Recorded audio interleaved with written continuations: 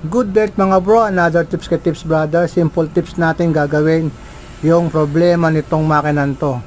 Tinawag sa atin dahil pag tinatay daw nila, nagbubol daw sa ilalim. Tapos tatanggalin daw nila ulit, nagbubol daw ulit na naman. Yan po. Ayan, tinanggalan natin. Then makita natin, ito yung unang part para step by step tayo. Yan, nasa gitna po ng rotary hook. Yan. Then aalisin daw nila yan hanggang sa mawala yung pinaka sinulid niyan. Pag tahi nila, nandyan na naman ulit yan, tahi na yan. Yan ang mga simple tips natin para sa mga baguhan natin na gustong matutong mag-repair o gumawa ng sewing machine. Yan po. Yan, nakita nyo.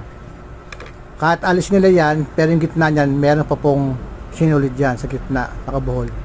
Yan yung ating unang part. More tips kay Tips Brother, pakipalo po sa Facebook at see you sa second video natin. Good day po ulit.